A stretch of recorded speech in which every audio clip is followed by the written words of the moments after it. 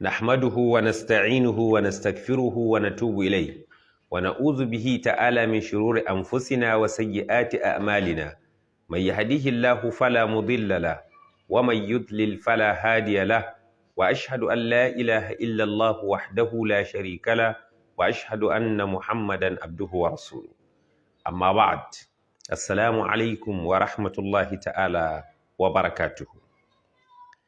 Today in this program, the Islamic commercial law, we are going to look at an acceptance, in Arabic, qabul. This is at the midst of our discussion on the silent features of mu'amalat.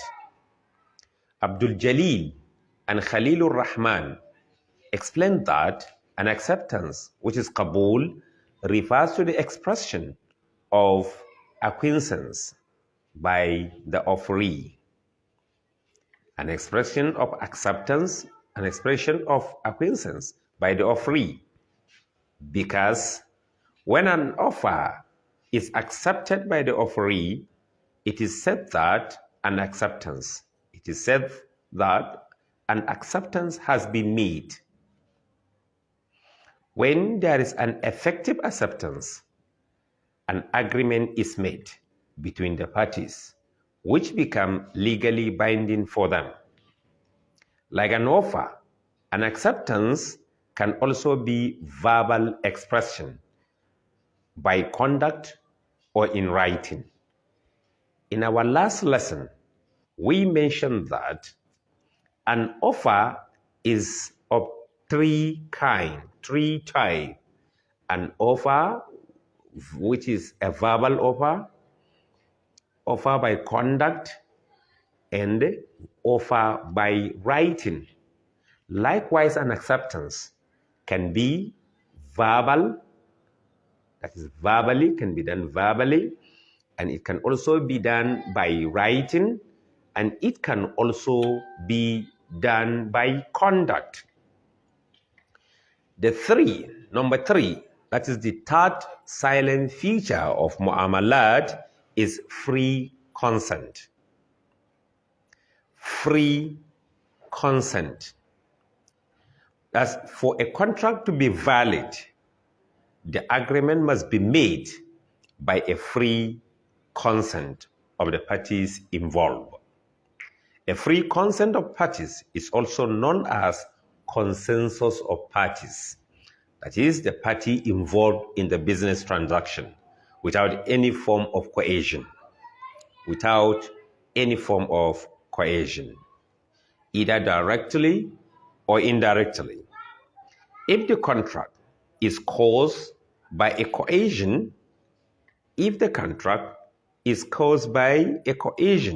or a fraud or undue influence, it will be a voidable contract. Hence, the contract must be based on free consent from both the parties. A free consent of parties is very important in the discharge and execution of Islamic commercial law. According to Muhammad ibn Salih al-Usaymin, in his book Al-Jami' li Ahkam Sunnah, he had enumerated 3 legal reasons governing these conditions. That is the condition that says a contract can only be a valid contract when it's being done and executed with the full consent and a free consent of the parties involved. That is the buyer as well as the seller. He mentioned as follows. Number 1, Ibn Usaymin made mention of the Quranic injunction, chapter 4, verses 29, where Allah says, O ye who believe, squander not your wealth among yourselves in worthless dealing, but let there be trade by mutual consent. Ya ayyuhalladhina amanu لا تأكلوا أموالكم بينكم بالباطل إِلَّا أَن تَكُونَ تِجَارَةً عَن تَرَاضٍ مِّنكُمْ. O you who believe, squander not your wealth among yourselves in worthless dealing, but let there be a trade by mutual consent. Ibn Usaymin went further to explain that in this verse, Allah, the Creator, emphasizes on the importance of executing a trade contract by mutual consent. Thus, it is fundamental principle in an Islamic commercial law that both parties must demonstrate a free consent while conducting a contract or a transaction. The proof of a free consent between the offerer and the offeree is very significant and highly required. Number 2, Ibn Usaymin mentioned in this book, Al-Jami' li Ahkam Fiqh Sunnah, a prophetic tradition where the Prophet of Islam made mention that verily trade is based on mutual consent. Innamal bay'u anit taradi. Innamal bay'u ala taradi. 3 is common sense. Even a common sense, al-fitr al-salim, a common sense is testifying this condition of a free consent in any valid contract.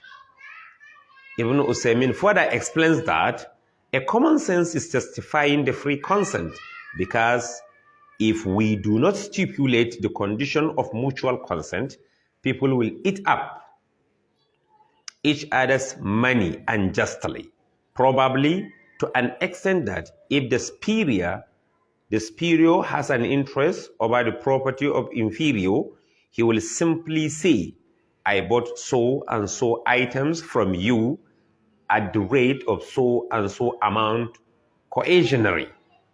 These will eventually result to anarchy, disorder, and rancor.